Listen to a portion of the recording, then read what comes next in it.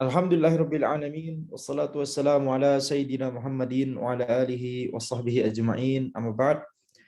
Insyaallah kita lanjutkan pembacaan dan pembahasan kitab Kun Salafiyan Alal Jaddah karya Syekh Abdus Salam bin Salim As-Suhaimi hafizahullahu taala, di mana kita kembali melanjutkan tentang sebelumnya kita telah membahas karakteristik dari manhaj salaf, ya, ciri khas dari manhaj salaf. Kemudian kita akan membahas insyaallah yaitu ya tanda-tanda dari manhaj yang menyimpang. Ya, sebelumnya kita telah membahas karakteristik dari manhaj salaf itu adalah berpegang teguh kepada Al-Qur'an dan As-Sunnah, kemudian tidak ya menimbulkan perpecahan dalam Al-Quran dan As-Sunnah, yakni tidak menimbulkan memunculkan pendapat yang baru dalam masalah akidah, dalam masalah Al-Quran dan As-Sunnah. Kemudian kita mengikuti Al-Quran dan As-Sunnah itu sesuai dengan pemahaman As-Salafus Saleh. Itu 3 poin yang telah kita bahas sebelumnya, ya. Insyaallah kita lanjutkan. Fa'ahammu alamati ahli zair, ya, di antara tanda-tanda yang paling penting dari Ahluz Zair, orang-orang yang menyimpang. Maka ini adalah ciri khas mereka, karakteristik mereka. Apa tanda-tandanya? Yang pertama adalah al-furqah, ya, al-furqah, yaitu perpecahan. Allati nabbahallahu 'alaiha fi qawlihi innal ladzina farraqu dinahum wa kanu syi'a lasta minhum fi syai'. Perpecahan yang telah Allah Subhanahu wa taala peringatkan di dalam firman Allah Subhanahu wa taala, sesungguhnya orang-orang yang memecah belah agama mereka kemudian menjadi berkelompok-kelompok, lasta minhum fi syai'. Engkau wahai Muhammad tidak memiliki bagian sama sekali dari mereka. Yakni tidak terkait dengan mereka sama sekali. Yakni Allah Subhanahu wa taala menjelaskan bahwa Nabi Muhammad sallallahu alaihi wasallam harus berlepas diri ya dari mereka, orang-orang yang memecah belah agama dan menjadi berkelompok-kelompok seperti ini. Maka ya yang dimaksud perpecahan di sini adalah perpecahan dalam masalah agama, dengan memunculkan pendapat baru, dengan memunculkan tafsiran yang tidak ada dalilnya, yaitu takwil.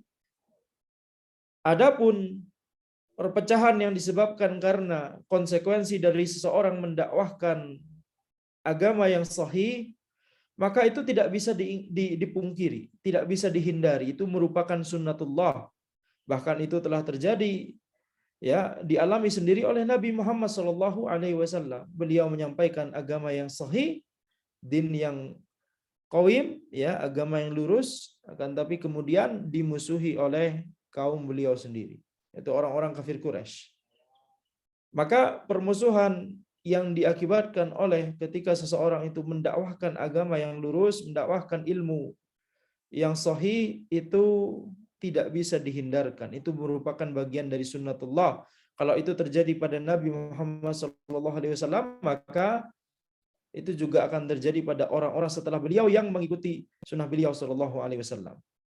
Tentunya kita tidak boleh mencari musuh, tentunya kita tidak boleh cari gara-gara, ya. Ngajar yang benar aja sudah cukup untuk dimusuhi oleh sebagian orang. Akan tapi ya maksud ana di sini adalah perpecahan di sini bukan perpecahan yang dipahami ala manhaj Haraki dan Ikhwani.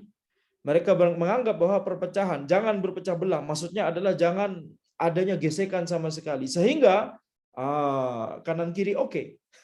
Ya, berusaha untuk kanan kiri oke, ya. Walaupun penyimpangan akidah, walaupun akidah menyimpang, walaupun ya bid'ah dan seterusnya, akan tapi dirangkul semua. Sehingga apa yang dikorbankan? Yang dikorbankan adalah akidah yang lurus. Ya, antara mendakwahkan akidah yang lurus dengan diterima oleh semua orang, ini tidak mungkin bersatu. Antum harus pilih salah satu. Mau mendakwahkan akidah yang lurus tapi tidak disukai oleh semua orang, disukai sebagian orang, dibenci sebagian orang, gitu ya. Itu sunnatullah. Atau antum berusaha untuk mengambil hati semua orang, mengambil keridhaan dari semua orang, tetapi antum harus mengorbankan akidah yang lurus. Ini tidak mungkin bersatu dalam dua hal. dalam satu hal yang sama, dalam satu wadah yang sama, dua hal ini. Maka silakan dipilih. Sehingga yang dimaksud dengan al-furqah di sini, innal ladzina farraqu dinahum, yang memecah belah agama mereka. Memecah belah agama dengan cara apa? Dengan cara yang awalnya pemahamannya satu, pemahaman sesuai dengan generasi terdahulu, kemudian dimunculkan pemahaman baru. Itu namanya memecah belah agama. Menimbulkan tafsiran baru yang menyimpang. Ya. Wa kanu syi'a, sehingga menjadi berkelompok-kelompok gara-gara pemahaman yang berbeda-beda tersebut. Jadi ini poin penting dalam masalah ini. Kemudian yang kedua, karakteristik yang kedua dari orang-orang yang menyimpang adalah ittiba'ul mutasyabih. Mengikuti ayat yang mutasyabihat atau hadis yang mutasyabih. yakni dalil yang sifatnya samar. Dalil yang memang harus dipahami berdasarkan pemahaman dari dalil-dalil yang lain. Itulah mengapa sebelumnya penulis membahas harus kita menggabungkan berbagai dalil untuk apa? Untuk kita mendapatkan kesimpulan yang benar dalam masalah tersebut. Tidak boleh mengambil dari sebagian dalil dan meninggalkan sebagian dalil yang lain. Kalau kita mengambil sebagian dalil, misalkan yang kita ambil itu adalah dalil yang jelas, itu pun bukan merupakan metode yang benar. Walaupun sebagian dalil yang kita ambil adalah dalil yang bukan mutasyabihat, tapi ini tetap merupakan bukan metode yang benar. Kenapa? Karena bisa jadi walaupun dalil ini jelas bukan mutasyabihat, tapi bisa jadi hukum yang disebutkan di dalam dalil tersebut dikhususkan di dalil yang lain, diperinci di dalil yang lain, dijelaskan lebih jauh di dalil yang lain. Begitu ya. Ini kalau sebagian dalil yang kita ambil saja itu bukan merupakan dalil yang mutasyabih, itu saja bukan merupakan metode yang benar, maka apalagi dalil yang kita ambil, sebagian dalil yang kita ambil itu semuanya adalah mutasyabihat. Lebih salah lagi. Lebih berbahaya lagi. Ya, jelas maksudnya? Jadi ciri khas mereka adalah berusaha menjadikan yang mutasyabihat sebagai landasan. Padahal yang harus dijadikan landasan adalah yang muhkam, bukan yang mutasyabih. Yang muhkamat, bukan yang mutasyabihat. Maka ittiba'ul mutasyabih itu adalah ciri khas dari orang-orang yang menyimpang. Fa ammal ladzina fi qulubihim zayghun fayattabi'una ma tashabaha min. Ya. Fa ammal ladzina fi qulubihim, adapun orang yang ada di dalam hati mereka zayghun, penyimpangan, fayattabi'una ma tashabaha min, maka mereka mengikuti apa-apa yang mutasyabih, apa-apa yang belum jelas, apa-apa yang memang butuh penjelasan dari dalil yang lain. Mengapa mereka mengambil mutasyabihat? Karena untuk supaya mudah untuk dipelintir, ya, sebagaimana telah kita jelaskan sebelumnya. Jadi ketika dalil tersebut masih membuka ruang untuk diperkenalkan penafsiran-penafsiran yang berbeda, yang baru, begitu ya, itu mereka suka sekali. Taib. Dan sering kita temui karena mereka sering memelintir dalil, bahkan yang muhkam pun masih dipelintir, begitu ya. Karena saking mereka sudah latihan memelintir dalil dari yang mutasyabihat, akhirnya mereka ya tidak puas dengan yang mutasyabihat, mereka menuju kepada dalil-dalil yang muhkamat, kemudian berusaha untuk dipelintir. Itu bagaimana ya saking akutnya kebiasaan mereka memelintir dalil. Kemudian karakteristik yang ketiga adalah ittiba'ul hawa, yakni mengikuti hawa nafsu. Fa ammal ladzina fi qulubihim zayghun, orang-orang yang berada di dalam hatinya penyimpangan, zayg, ini penyimpangan, yakni hawa nafsu, berasal dari hawa nafsu. Kemudian Allah Subhanahu wa taala berfirman, "Ara'aita man ittakhadha ilahahu hawah?" Apakah engkau melihat orang-orang yang mengambil sebagai tuhannya, yakni hawa nafsunya. Orang-orang yang mengambil hawa nafsunya sebagai tuhannya. Maka mengikuti hawa nafsu tidak ilmiah. Perkaranya tersebut tidak dikembalikan kepada ilmu dan kaidah-kaidah yang ilmiah, kaidah-kaidah yang pakem. tetapi dikembalikan kepada hawa nafsu, kepada pendapat pribadi, kepada penilaian pribadi, ya, atau dikembalikan kepada perilaku sebagian oknum. Ya, ini tidak ilmiah. Ketika kita mempelajari sesuatu, ya, firqah atau sesuatu pemikiran atau suatu ajaran, kita harus melihat dari kaidah-kaidahnya. Kita harus melihat dari misalkan keyakinan pionernya, begitu ya, bukan oknum-oknum yang tidak teranggap apa-apa di dalam, ya, firqah tersebut. Ini pelajaran yang diperhatikan oleh Ahlussunnah ketika kita mempelajari Mu'tazilah, ketika kita mempelajari Qadariyah, ketika kita mempelajari Khawarij, ketika kita mempelajari Jahmiyah. Kita mempelajarinya secara ilmiah, dilihat apa keyakinan mereka, dilihat apa pendapat mereka, dilihat apa tafsiran mereka, dilihat bagaimana mereka memahami ayat ini atau hadis itu, dan seterusnya. Kita mempelajari pemikiran. Dan itu terlihat dari bagaimana pemikiran tersebut, karena pemikiran tersebut dari pionernya, ya kita pelajari pioner, begitu ya. Kita tidak mempelajari, ya, para pengikut. Misalkan sebagian pengikut dari Mu'tazilah tingkahnya begini, kemudian kita bahas, itu tidak relevan. Bisa jadi itu bukan merupakan bagian dari atau tidak dimiliki oleh seluruh pengikut Mu'tazilah yang lain, begitu ya. Berbeda dengan orang-orang yang menyimpang. Ada satu saja ya, yang tergelincir dari sebagian oknum, ya, dari Ahlussunnah wal Jamaah, itu digoreng, ya, dibahas, digoreng dan macam-macam. Maka ini adalah perbuatan yang tidak ilmiah. Ini adalah bentuk dari mengikuti hawa nafsu. Dan ini tidak mempelajari secara objektif. Ahlussunnah ketika mempelajari firqah yang menyimpang harus objektif. Ketika sebuah firqah tidak memiliki pemahaman tersebut, jangan dikatakan bahwa firqah ini memiliki pemahaman ini. Jangan dicela karena memiliki pemahaman tersebut. Kalau memang firqah tersebut tidak memiliki pemahaman ini, tapi kesesatannya dari pemahaman yang lain misalkan. Jangan kemudian kita bawakan pemahaman yang tidak dipahami oleh, yang tidak diyakini oleh firqah ini, kemudian kita, ya, dengan bebas sehingga lebih banyak bahan untuk mencela, dan bukan itu tujuan kita. Tujuan kita bukan untuk mencela, tujuan kita bukan untuk menyudutkan. Tujuan kita adalah untuk menjelaskan hakikat, menjelaskan hakikat. Mana yang hak, mana yang batil. Halas. Setelah itu terjelaskan, titik, begitu ya. Itulah mengapa para ulama Ahlussunnah banyak yang membahas, misalkan dalam masalah ini, firqah ini, ya, pemahamannya sama dengan Ahlussunnah. Begitu. Dalam masalah iman, misalkan, ya, firqah ini pemahamannya sama dengan Ahlussunnah. Dalam masalah apakah Al-Quran adalah kalamullah, firqah ini juga mengatakan demikian, sama dengan Ahlussunnah. Demikian, gitu ya. Jadi itulah sifat ilmiah yang diajarkan oleh Ahlussunnah wal Jamaah, oleh para ulama kita. Lihat saja kitab-kitab mereka. Ini bisa terlihat ketika para ulama Ahlussunnah wal Jamaah membantah orang-orang yang menyimpang. Bagaimana yang mereka lakukan? Mereka membantahnya dengan ilmiah.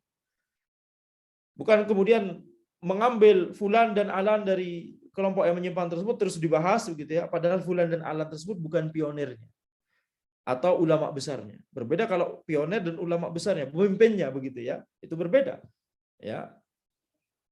Kita memang wajib untuk mempelajari pemimpinnya, pionirnya. Karena akidah ini berasal dari pemimpinnya dan pionirnya. Betul? Tapi kalau dari oknum, dari pengikut, maka kelakuan dia ya, yang menyimpang, kalau itu tidak relevan dengan pemahaman yang sedang kita bahas, maka bisa jadi itu adalah, ya, tingkah dari oknum itu sendiri, bukan untuk digeneralisir, bukan untuk digeneralisir kepada oknum-oknum yang lain. Tayyib. Jadi harus ilmiah, walaupun kepada orang yang menyimpang. Harus objektif, walaupun kepada orang yang menyimpang. Tujuan kita bukan untuk memusuhi dan, ya, ini harus barok, harus memusuhi penyimpangan. Maksudnya adalah, ya, tujuan kita bukan untuk menimbulkan permusuhan. Tujuan kita justru untuk menimbulkan, yakni islah, tapi islah di atas din. Islah di atas prinsip yang lurus.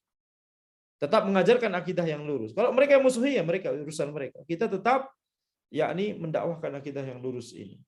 Kalau mereka tetap menyimpang, ya kita harus barok. Kita harus membenci mereka sesuai dengan kadar penyimpangan mereka. Ya. Tetapi maksudnya adalah dakwah itu dibangun di atas islah. Dakwah itu dibangun di atas keinginan untuk memperbaiki, keinginan untuk mengajak, keinginan untuk masuk surga bersama-sama, bukan malah ingin mengkapling surga. Ya, sebagaimana yang sering anak katakan, kalau kita sifatnya adalah ingin mengkapling surga, maka kita nggak ngomong-ngomong ini kaidah yang benar, dalil yang benar, minimal menurut versi kita gitu ya. Kita nggak akan ngomong-ngomong, ngapain gitu ya? Kita pengen masuk surga sendirian. Betul tidak? Maka karakteristik yang keempat dari orang-orang yang menyimpang adalah mu'aradatus sunnati bil Quran. Mu'aradatus sunnati bil Quran. Yakni membenturkan as-sunnah dengan Al-Quran. Membenturkan as-sunnah dengan Al-Quran. Padahal pendapat yang benar atau sikap yang benar dalam masalah ini adalah Al-Quran dengan As-Sunnah itu berasal dari sumber yang sama. Sama-sama wahyu dari Allah Subhanahu wa Ta'ala. Jadi tidak mungkin kontradiksi. Tidak mungkin saling kontradiktif. Sehingga tidak boleh dibenturkan. Kalau ada dua dalil, baik itu sama-sama ayat, baik itu sama-sama hadis, atau baik salah satunya ayat dan salah satunya hadis, ketika ada dua dalil yang tampaknya bertentangan, maka ketahuilah bahwa yang bertentangan itu sebenarnya pemahaman kita. Ya, itu menunjukkan bahwa kita masih kurang baca, kurang telaah terhadap pemahaman para ulama generasi terdahulu terhadap dua dalil tersebut. Baik. Kemudian karakteristik yang kelima adalah bughdu ahlil athar, membenci ahlil athar, membenci ahli sunnah wal jamaah. Yani benci sebenci-bencinya. Dan yang dimaksud benci ini adalah memang beneran benci, bukan benar-benar cinta kata orang. Yani maka membenci ahlul athar, mengatai mereka Wahabi, mengatai mereka macam-macam. Ya. Ini adalah kebiasaan mereka. Itulah mengapa ya mereka akan memenuhi lisan mereka dengan celaan-celaan. Celaan yang kalau celaan ahlu sunnah itu adalah celaan yang ilmiah. Misalkan ini pemahaman menyimpang, kemudian dicela. Ini adalah akidah yang menyimpang, ini adalah akidah yang sesat, ini tidak boleh dan seterusnya. Begitu ya. Tapi kalau orang yang menyimpang mencela ahlu sunnah disebut hasyawiyah. Apa itu hasyawiyah? Hasyawiyah itu orang yang dungu. Hasyawiyah itu maknanya adalah orang yang akalnya itu tumpul, dungu, tidak bisa memahami ilmu mantik, ilmu kalam, itu kata mereka. Gitu ya. Ketika Ahlussunnah tidak mau mempelajari ilmu mantik dan ilmu kalam misalkan, maka orang-orang menyimpang akan ngatain itu hasyawiyah, istilah yang terkenal di zaman dahulu, di zaman-zamannya Taqiyuddin As-Subki, Tajuddin As-Subki, Syekhul Islam Ibnu Taimiyah, zaman-zaman itu, zaman-zaman Ibnu Qayyim, itu istilah hasyawiyah itu terkenal sekali. Apa maknanya? Dungu, yakni tidak akalnya tumpul, tidak bisa memahami ilmu kalam dan ilmu mantik. Itu celaan mereka. Hasyawiyah itu dari hasyu. Hasyu itu suatu yang nggak berguna, yakni hasyu, yakni. Begitu ya. Itu celaan mereka terhadap Ahlussunnah. Ahlussunnah menyebut mereka apa? Tidak ada sebutan-sebutan tersebut, bukan celaan. Sebutan tersebut yang sebagaimana telah dijelaskan sebelumnya, Khawarij karena keluar dari ulil amri. Ini adalah sifat terhadap perbuatan mereka. Mu'tazilah karena mereka i'tizal dari majelisnya Al-Hasan Al-Basri. Tidak kemudian dikatakan ini ya jamaah dunguwiyah, hasyawiyah misalkan. Tidak demikian kan?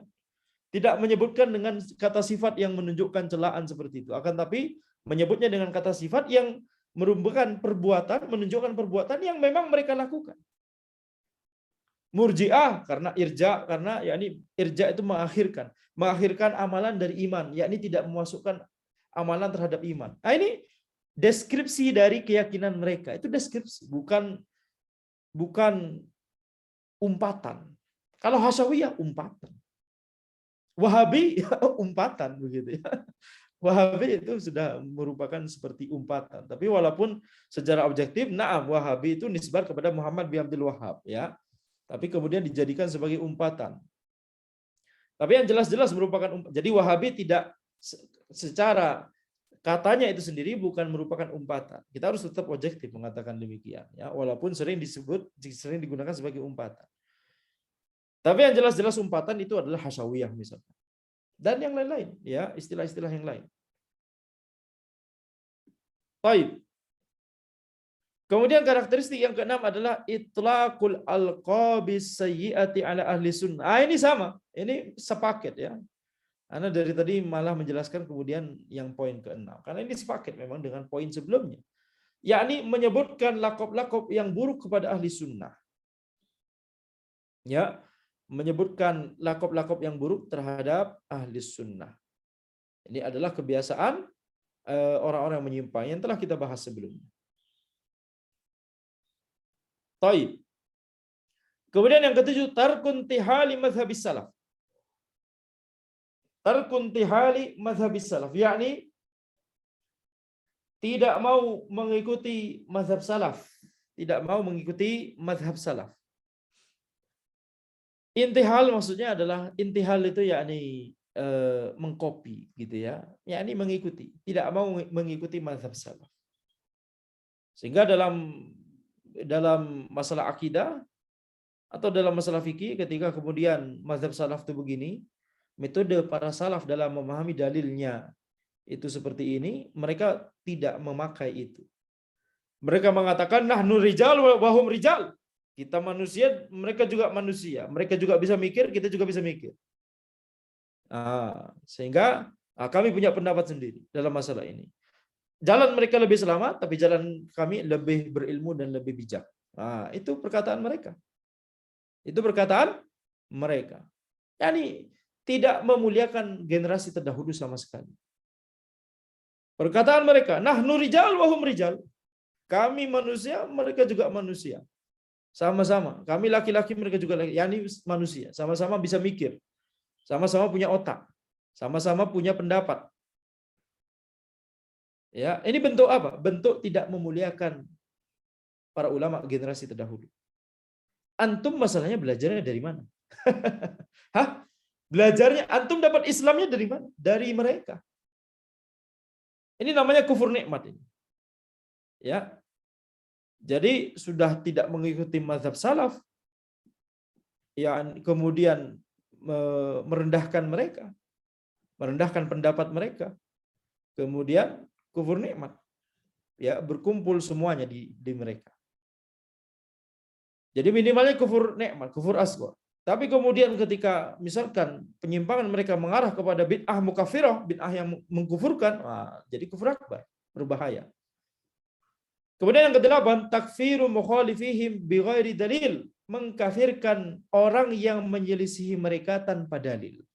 Orang yang menyimpang sering ngatain ahlu sunnah wal jamaah sebagai takfiri, suka mengkafir-kafirkan orang. Padahal yang dilakukan oleh ahlu sunnah wal jamaah adalah menjelaskan perbuatan ini perbuatan kufur, perkataan ini perkataan kufur, keyakinan ini keyakinan kufur. Tidak mengatakan fulan kufur. Oh, antum melakukan perbuatan ini, Ahlussunnah tidak boleh langsung mengatakan oh antum kufur berarti. Tidak boleh. Ahlussunnah wal Jamaah diajarkan untuk membedakan antara takfir mutlak dan takfir muayyan. Takfir mutlak itu adalah ketika kita menjelaskan perbuatannya, perkataannya, keyakinannya. Apakah ini adalah perbuatan kekufuran? Apakah ini adalah perkataan kekufuran? Apakah ini adalah keyakinan kekufuran? Ya, itu yang dibahas oleh Ahlussunnah wal Jamaah. Ini namanya takfir mutlak. Adapun takfir muayyan itu maksudnya adalah mengkafirkan individu. Antum mutlak, antum kafir. Si fulan kafir. Ya, si fulanah kafirah misalkan. Ini takfir muayyan. Jadi yang boleh dilakukan oleh penuntut ilmu itu adalah takfir mutlak.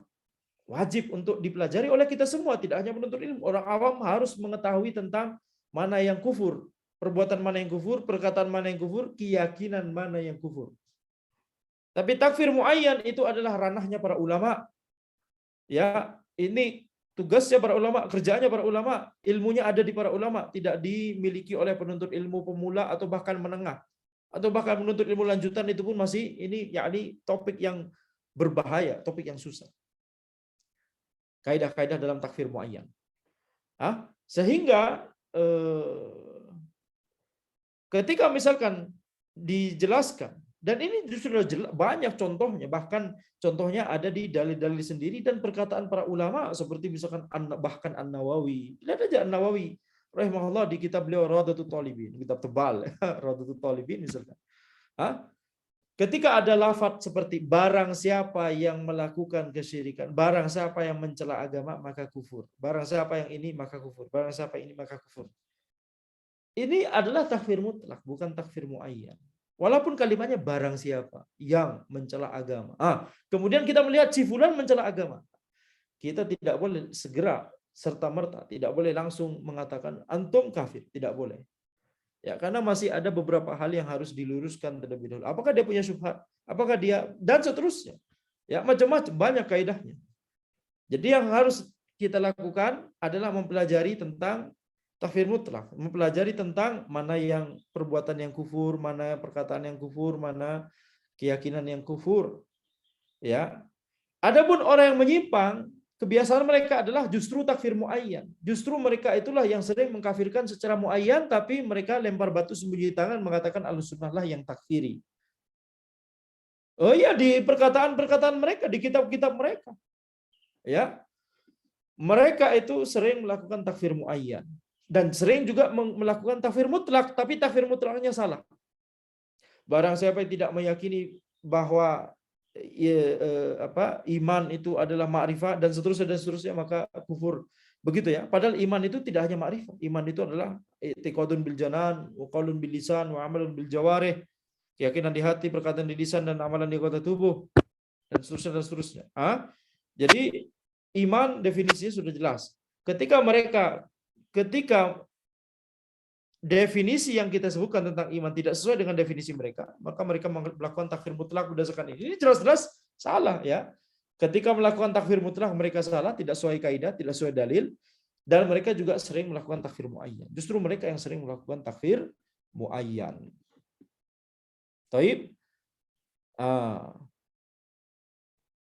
Jadi tadi kita katakan orang yang menyimpang justru mereka lah yang sering melakukan takfir muayyan. Ketika mereka adapun takfir mutlak, ketika mereka melakukan takfir mutlak itu biasanya salah, ya, dibangun di atas pemahaman mereka yang menyimpang. Dan di sebagian besar waktu mereka justru tidak membahas takfir mutlak yang benar. Mereka nggak membahas apa itu syirik akbar. Mereka nggak membahas apa itu kufur akbar. Mereka nggak membahas apa itu nifak akbar. Kalau mungkin kufur akbar dan nifak akbar mungkin masih lebih sering. Tapi yang paling jarang dibahas adalah syirik akbar. Mereka tidak mengajarkan mana yang merupakan kekufuran. Padahal kalau kita ditanyakan, manakah yang lebih urgent untuk dijelaskan kepada umat? Apakah menjelaskan mana yang syirik akbar atau mana yang maksiat? Misalkan maksiat saja. Maka jelas-jelas kita katakan yang lebih urgent untuk dijelaskan kepada umat adalah yang syirik akbar. Adapun yang maksiat itu penting juga untuk dijelaskan. Penting juga untuk kita peringatkan umat dari kemaksiatan-kemaksiatan tersebut. Jangan ghibah, jangan hasad, ya, jangan bohong dan seterusnya. Ini penting. Tetapi kalau ini dibandingkan dengan syirik akbar, tentunya kita akan katakan yang lebih prioritas dan lebih urgent adalah syirik akbar untuk dijelaskan kepada umat. Menjelaskan bahwa syirik akbar itu adalah kekufuran. Ini namanya takfir mutlak. Takfir mutlak yang benar. Mereka jarang mengadakan pembahasan tentang takfir mutlak. Itulah mengapa kajian yang paling banyak membahas tentang pembatal-pembatal keislaman itu siapa? Kajiannya Ahlussunnah wal Jamaah. Adapun kajian orang menyimpang biasanya guyon aja. Gitu ya. Jadi sudah jarang mengadakan kajian tentang kaidah-kaidah tentang takfir mutlak yang itu dibutuhkan oleh umat supaya umat terhindar dari mana yang merupakan kekufuran, begitu ya. Sekalinya melakukan pembahasan tentang takfir mutlak yang sedang dibahas tersebut berlandaskan pada pemahaman mereka yang menyimpang. Jadi salah juga gitu ya. Dan mereka yang sering melakukan takfir muayyan. Allahul musta'an. Kemudian karakteristik berikutnya al-ijmalu fi mawadi' tahtaju ila tafsilin wa bayan. Mengumumkan ijmal fi mawadi', mengeneralisir, mengglobalkan statement dalam masalah-masalah yang perlu untuk diperinci. Dalam masalah-masalah yang butuh terhadap perincian dan penjelasan. Mengglobalkan dan mengeneralisir dalam masalah-masalah yang butuh perincian, dalam masalah-masalah yang butuh penjelasan. Apa maksudnya ini? Maksudnya adalah ya mengeneralisir dan memperumum. Jadi ketika misalkan itu kelakuan sebagian oknum saja, itu dikesankan kelakuan seluruh ya ahlu sunnah. Begitu ya. Ini al-ijmal fi mawadi' tahtaju ila tafsilin wa bayan. Atau dalam masalah akidah itu sendiri. Kalau itu kan terkait perilaku oknum. Kalau dalam masalah akidah itu sendiri, ya banyak sekali contohnya. Jadi mereka memperumum padahal itu butuh perincian dan penjelasan. Ya. Tentunya seperti misalkan dalam masalah Al-Quran adalah kalamullah misalkan ya. Anda sebenarnya tidak mau bahas contoh karena khawatir panjang. Misalkan Al-Quran adalah kalamullah. Maka mereka kemudian berusaha untuk yakni memperumum. Sehingga mereka ingin menjebak Ahlussunnah dengan mengatakan, bagaimana dengan Al-Quran adalah kalamullah. Bagaimana ketika Anda ngaji? Lafaz ini kalamullah atau makhluk? Begitu ya. Jadi sebenarnya butuh perincian, tetapi mereka ya tidak mau tahu itu dan ingin mengeneralisir.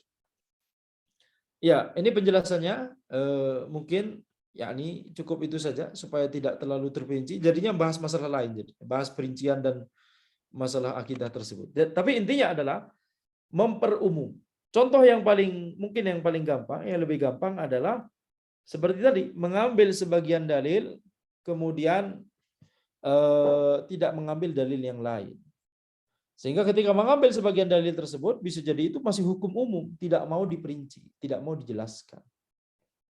Ya, tidak mau dijelaskan.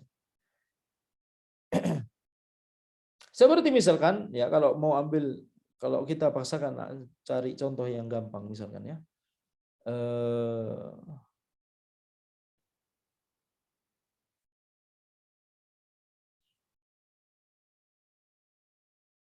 Seperti misalkan ya ketika ini misalkan hukum melaksanakan hukum selain hukum Allah, ini mudah contohnya ya, jadi tidak perlu panjang. Hukum melaksanakan apa hukum di syariat terkait orang yang melaksanakan hukum selain hukum Allah. Maka mereka mengatakan kufur akbar. Ya, tidak ada perincian, diperumum. Sehingga apa? Seluruh ulil amri kafir semua. Sehingga seluruh ulil amri tauhid semua. Itu kata orang-orang menyimpang. Ya, bahkan dari tingkatan atasan presiden sampai ya RT, RW dan aparat itu semuanya dikafirkan oleh orang-orang menyimpang, oleh Khawarij. Mengapa? Mereka memperumum. Tapi Ahlussunnah wal Jamaah menyadari bahwa ini adalah tempat yang butuh perincian. Oleh karena itu ketika kita mengajarkan akidah dalam masalah ini, kita perinci. Ya. Hukum asal dari sekedar berhukum dengan selain hukum Allah, kufur asghar.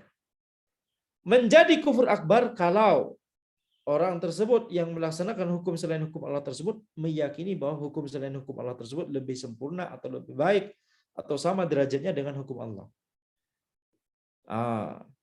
Jadi ada perincian. Perincian kedua, baru kufur akbar kalau orang tersebut meyakini bolehnya untuk menerapkan hukum selain hukum Allah. Ini sama saja kayak orang membolehkan zina. Zina itu boleh, tidak haram. Sama-sama kufur akbar. Perincian kedua. Banyak perincian. Ya, perinciannya banyak. Tapi tadi kita lihat itu perincian yang cukup sederhana. Kayak perincian sekali misalkan Syekh Muhammad bin Ibrahim rahimahullah, Mufti Saudi sebelum Syekh bin Bas, Syekh Muhammad bin Ibrahim al-Syekh, ya keturunannya Syekh Muhammad bin Abdul Wahab. Jadi pokoknya kalau ada ulama al-Syekh, ya itu berarti keturunannya Syekh Muhammad bin Abdul Wahab rahimahullah taala. Jadi Syekh Muhammad bin Ibrahim rahimahullah, beliau mufti dan beliau memperinci tentang masalah-masalah ini, tentang berhukum dengan selain hukum Allah Subhanahu wa taala. Jadi ini adalah topik yang butuh perincian, tidak boleh diglobalkan sama sekali, tidak boleh dibuat umum hukumnya sehingga semuanya kena. Ini berbahaya. Ini adalah manhajnya, ya, kalau dalam contoh ini manhajnya Khawarij. Akan tapi ini umum dilakukan oleh semua firqah yang menyimpang. Al-ijmalu fi mawadhi' tahtaju ila tafsilin wa bayan. Memperumum dalam tempat-tempat yang butuh untuk diperjelas dan diperinci. Itulah mengapa misalkan dalam masalah iradah, Ahlussunnah wal Jamaah memperinci masalah iradatullah, sifat iradah dari Allah. Ahlussunnah menjelaskan bahwa sifat iradah dari Allah itu ada dua jenis, iradah kauniyah dan iradah syar'iyyah. Baik, iradah kauniyah dan iradah syar'iyyah. Apa itu iradah kauniyah? Iradah kauniyah adalah kehendak Allah Subhanahu wa taala yang itu pasti terjadi walaupun bisa jadi itu tidak Allah cintai. Contohnya apa? Gunung meletus. Nabi Muhammad SAW wafat. Apalagi terbunuhnya seorang muslim. Itu iradah kauniyah. Adapun iradah syar'iyyah, kehendak Allah yang Allah cintai, akan tapi belum tentu itu Allah tetapkan untuk terjadi. Seperti misalkan apa? Salat. Allah mencintai salat, tetapi belum tentu si fulan itu salat. Itu namanya iradah syar'iyyah. Jadi iradah Allah itu ada dua jenis, iradah kauniyah dan iradah syar'iyyah. Adapun Mu'tazilah dan Asy'ariyah memperumum pembahasan dalam masalah ini, tidak memperinci. Dan menariknya, Mu'tazilah dan Asy'ariyah itu berada dalam ekstrim yang berlawanan. Mu'tazilah memperumum dalam masalah iradah, sifat iradah Allah. Mu'tazilah meyakini bahwa iradah Allah itu cuma satu, yaitu apa? Iradah kauniyah. Atau terbalik. Ya, atau terbalik.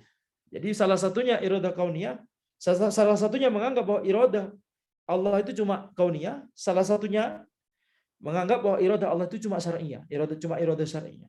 Yang mana yang berpendapat iradah kauniyah? Apakah Mu'tazilah atau Asy'ariyah? Dan mana yang berpendapat iradah syar'iyyah? Apakah Mu'tazilah atau Asy'ariyah? Nah, itu anak agak-agak lupa sekarang ya.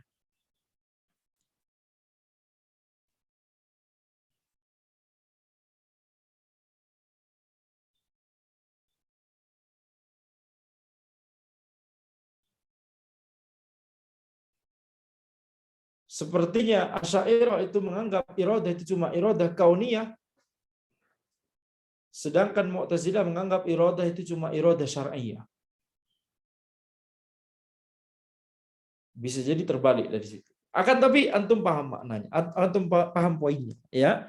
Jadi mereka tidak mau melihat dalil-dalil yang menunjukkan bahwa ada dua jenis iradah ini. Jadi salah satu kubu Asy'ariyah atau Mu'tazilah cuma menilai dalil-dalil yang menunjukkan pada iradah kauniyah, sehingga berpendapat bahwa iradah Allah cuma iradah kauniyah.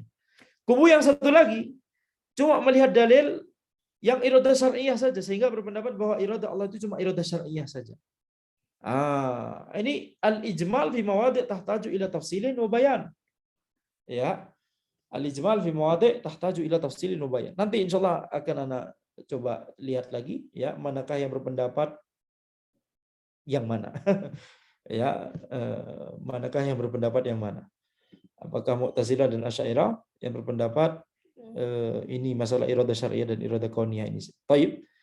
Wal qiyasu ala ma la yasihul qiyasu alaih. Karakteristik orang menyimpang adalah kias pada hal-hal yang tidak boleh untuk dikiaskan. Seperti misalkan yang paling utama kias sifat Allah Subhanahu wa taala. Ketika mereka mengatakan bahwa Allah tidak mungkin di atas arsy. Kenapa? Karena Allah itu berarti Allah butuh arsy. Nah, ini berarti antum mengkiaskan Allah dengan makhluk. Mengkiaskan Allah itu di atas arsy, yakni seperti makhluk duduk di atas suatu tempat, itu berarti makhluk butuh terhadap tempat, terhadap kursi tersebut, begitu ya. Sehingga dikatakan bahwa ya, sehingga mereka mengatakan bahwa Allah itu butuh terhadap arsy. Ini sebelum antum mengatakan demikian, antum berarti telah melakukan kias terlebih dahulu. Kias Allah dengan makhluknya. Tidak boleh. Ini tidak boleh antum berkias dalam masalah ini. Ya, jadi ini asal muasalnya. Gara-gara mereka melakukan kias terhadap hal-hal yang tidak boleh dikiaskan. Ya, sehingga itu membuat mereka menjadi pemahaman menjadi menyimpang. Dan coba antum perhatikan akar penyimpangan mereka. Akar penyimpangan mereka ada di mana awalnya? Ada di sini, ada di pola pikir. Ada di alur pikir, alur berpikir. Ketika Ahlussunnah mengatakan Allah di atas arsy, istawa alal arsy, yakni tinggi, ala wartafa'a. Makna dari istawa adalah ala wartafa'a, tinggi di atas arsy. Maka kemudian mereka melakukan proses berpikir, berarti ya Allah kok di atas arsy, yakni seperti makhluk di atas suatu tempat atau di atas suatu kursi atau di atas suatu ya singgasana. Itu berarti butuh terhadap singgasana ini, sehingga mereka katakan Allah itu butuh arsy. Ya, ini adalah kias, ini adalah pola pikir yang mereka lakukan, walaupun itu dilakukan di background mungkin begitu ya, tapi ini pola pikir mereka. Itu mengapa kita katakan hati-hati dengan mengambil ilmu. Kenapa? Karena ketika antum berguru, antum sedang mempelajari pola pikir. Antum sedang belajar bagaimana pola pikir yang benar sesuai dengan Al-Quran dan As-Sunnah. Sesuatu yang pola pikir ini adalah sesuatu yang abstrak, sesuatu yang ada di background seseorang ketika dia diajarkan untuk berpikir. Betul tidak? Ketika inilah yang dinamakan manhaj. Manhaj itu apa? Metode beragama. Yani metode memahami dan metode berpikir ketika kita membaca dalil. Baik. Kita katakan Allah Subhanahu wa taala mengutus malaikat Jibril untuk menyampaikan wahyu kepada Nabi Muhammad SAW. Apakah kemudian Allah butuh malaikat Jibril? Tidak mungkin. Tapi mengapa Allah mengutus malaikat Jibril untuk menyampaikan? Kenapa Allah tidak menyampaikan wahyu langsung saja? Wahyu tersebut diilhamkan kepada Nabi Muhammad SAW. Kenapa harus melalui perantaraan malaikat Jibril? Ya, itu kehendak Allah. Ya, itu adalah kehendak Allah. Siapa kita untuk protes? Allahu yaf'alu ma yasha, kaifa yasha, mata yasha. Allah melakukan apa yang Allah kehendaki dengan tata cara yang Allah kehendaki, kapanpun Allah kehendaki. Khalas. La yus'alu amma yaf'alu hum yus'alun. Allah tidak akan ditanya apa yang Allah perbuat, akan tapi merekalah yang akan ditanya. Khalas. La yus'alu amma yaf'alu wa hum yus'alun. Firman Allah Subhanahu wa taala. Kaidah dalam masalah ini. Kaidah dalam masalah kita tidak boleh mempertanyakan sesuatu yang merupakan kehendak Allah Subhanahu wa taala, iradah kauniyah. Begitu pula iradah syar'iyah, tidak boleh mempertanyakan. Jadi semua iradah ya, iradah kauniyah dan iradah syar'iyah tidak boleh kita pertanyakan. Kalau kita berusaha mengambil hikmah, itu boleh. Tapi kalau mempertanyakan, mengapa Allah Subhanahu wa taala menciptakan iblis? Begitu ya. Kalau bertanya dalam rangka untuk mengambil hikmah, boleh. Tapi kalau bertanya dalam rangka untuk protes, tidak boleh. Ya. Maka ini pola berpikir yang benar. Allah Subhanahu wa taala tidak menyampaikan wahyu langsung kepada Nabi Muhammad SAW, akan tapi Allah Subhanahu wa taala masih memerintahkan malaikat Jibril untuk menyampaikan wahyu tersebut. Ini tidak berarti Allah membutuhkan malaikat Jibril. Ya. Atau bahkan kenapa tidak Allah Subhanahu wa taala sampaikan wahyu langsung kepada makhluk? Bukankah mudah? Kenapa harus melalui para nabi dan rasul? Ini semuanya adalah ketetapan dan kehendak Allah Subhanahu wa taala. La yus'alu amma yaf'alu wa hum yus'alun. Ya, Allah tidak sekali-kali tidak akan ditanyai tentang apa yang Allah lakukan, tapi yang akan ditanyai adalah mereka, manusia, makhluk akan ditanyai, diambil pertanggungjawabannya nanti di akhirat. Taib, jadi itulah mengapa kita harus hati-hati dalam berguru ya, belajar. Qala al-Imam Ahmad rahimahullah, al-Imam Ahmad rahimahullah beliau berkata, yang bagi lil mutakallim fil fiqhi ayastani bahadzainil aslain al-mujmal wal qiyas. Wajib bagi orang yang berbicara dalam masalah fikih untuk menjauhi dua pokok ini, yang mujmal dan qiyas. Perkara yang mujmal dan qiyas. Maksud Imam Ahmad rahimahullah adalah berhati-hati. Jangan terlalu berlebihan dalam menggunakan dua hal ini dalam masalah. Itu dalam masalah fikih. Itu dalam masalah fikih. Imam Ahmad telah memperingatkan. Jangan mengambil yang mujmal kemudian langsung diputuskan hukumnya. Jangan melakukan kias sembarangan. Hati-hati. Ada kaidah-kaidahnya. Itu di antara bab yang paling susah dalam usul fikih adalah masalah kias. Oh iya. Kalau antum ditanya, bab yang paling susah dalam ilmu usul fikih adalah masalah kias. Ya, wa qala aidan aktsaru ma yukhti'un nas min jihati ta'wili wal qiyas. Imam Ahmad rahimahullah beliau berkata, yang paling banyak manusia terjatuh ke dalam kesalahan di dalamnya, yang paling banyak menjerumuskan, membuat manusia tergelincir adalah dari sisi takwil dan kias. Takwil yakni ketika mereka mentakwil tanpa dalil. Kias yakni ketika mereka salah dalam mengaplikasikan kias. Sebagaimana telah kita sebutkan. Kias itu adalah bukan di antara lagi. Mungkin tidak berlebihan kalau Anda katakan bab yang paling susah secara mutlak di usul fikih. Qultu ma dzakarahu al-Imam Ahmad rahimahullah min at-tahdhir min hadainil aslain fil fikhi. Aku katakan apa yang disebutkan oleh Imam Ahmad rahimahullah yaitu berupa peringatan, wanti-wanti terhadap dua pokok ini, dua kaidah ini dalam fikih, dalilun ala annahu fi babil aqidah yakunu tajannubu dzalika aula wa ahra. Maka ini adalah dalil bahwa dalam masalah akidah menjauhi kedua hal ini, yakni maksudnya berhati-hati gitu ya. Dalam masalah ini itu lebih ditekankan lagi. Lebih ditekankan lagi, berbahaya. Ya, berbahaya. Jadi jangan mudah sembarangan mengkiaskan sesuatu dengan yang lain. Jangan mudah sembarangan mengambil dalil walaupun itu masih mujmal. Harus diperinci dan harus dipelajari apakah kiasnya benar terlebih dahulu atau tidak. Taib. Dan menariknya, obat dari kedua hal ini itu adalah kunci untuk memahami agama.